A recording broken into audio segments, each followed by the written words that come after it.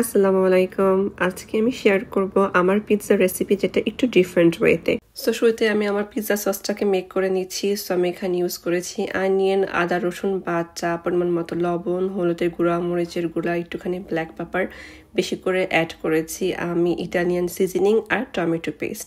তারপর একটু পানিতে ভালো করে কষিয়েছি। তারপর আমি অ্যাড করেছি চিকেন কিমা। তারপর একটু পানি দিয়ে ভালোভাবে কষিয়ে আমি আমার পিৎজা সসটাকে এখানে মেক করে নিয়েছি আমার ওয়েতে। এখন আমি পিৎজার জন্য আমার ডোটাকে মেক করে নিচ্ছি। সো এখানে আমি ইউজ করেছি হালকা গরম পানি, তার ভিতরে একটুখানি লবণ আর একটুখানি ব্রাউন সুগার আর ইস্ট। তারপর এটাকে আমি রেস্টে রেখে দিয়েছিলাম 5 মিনিটসের মতো ঢাকনাতে ঢেকে হালকা গরম জায়গায়। তারপর এখানে আমি আমার ময়দাটাকে অ্যাড করে দিয়েছি, ভালো করে মিক্স করে ক্লিয়ার ফয়েল পেপার দিয়ে এটাকে কভার করে আমি একটা গরম জায়গায় রেখে দিয়েছি ফর অ্যাবাউট 4 আওয়ার্স। তো 4 ঘন্টা পরে দেখতে পাচ্ছেন যে আমার ডোটা ফুলে প্রায় ডাবল হয়ে গিয়েছে। আর এই রেসিপি অনুযায়ী কিন্তু 2টা পিৎজা বানানো যাবে।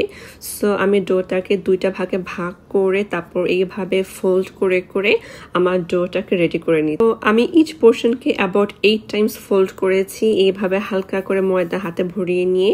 সো দেন দেখতে পাচ্ছেন আমি কিভাবে ফোল্ড করেছি। অ্যান্ড এখানে আমার ডোটা রেডি হয়ে গিয়েছে আবারও রেস্টে রাখার জন্য।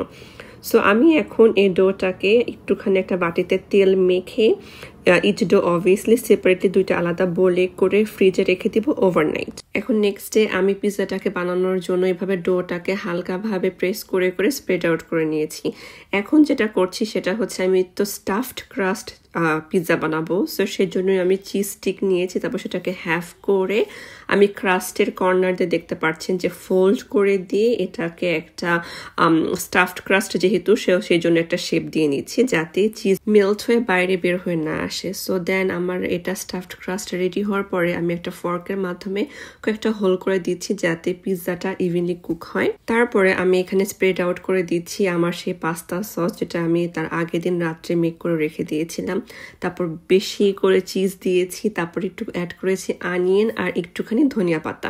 তারপর আবারও চিজ দিয়ে তারপর অ্যাড করেছি হচ্ছে ইটালিয়ান সিজনিং। উপরে ইটালিয়ান সিজনিং দেওয়াটা আমার কাছে খুব ইম্পর্টেন্ট মনে হয়, কারণ তাহলে পিৎজার অনেক সুন্দর একটা স্মেল আসে। সো আমার এই পিৎজাটাতে গার্লিক বাটার ক্রাস্ট হবে। সো সেজন্য আমি একটুখানি বাটার মেল্ট করে নিয়েছি, তার ভিতরে অ্যাড করেছি কুচি করে রাখা গার্লিক।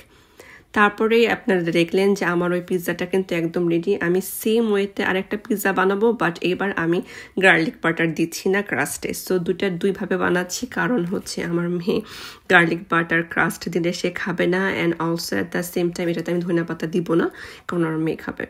সো আপনারা দেখতেই পাচ্ছেন যে আমি কিভাবে করেছি। তো এভাবে কিন্তু স্টাফড ক্রাস্ট পিৎজা ট্রাই করে দেখবেন, খেতে অনেক বেশি মজা। অ্যান্ড উপরে ইটালিয়ান সিজনিংটা মাস্ট অ্যাড করবেন, তাহলে দেখবেন যে একদম রেস্টুরেন্ট টাইপের একটা ফ্লেভার পাবেন। সো এই ছিল হচ্ছে আমার পিৎজা রেসিপি, যেটা আমি মেক করেছিলাম চিকেন কিমা দিয়ে পাস্তা সস মেক করে। আর আমি দুইভাবে এখানে দেখিয়েছি, একটা হচ্ছে with garlic butter stuffed crust আর আদারটা হচ্ছে just stuffed crust. And thank you for watching.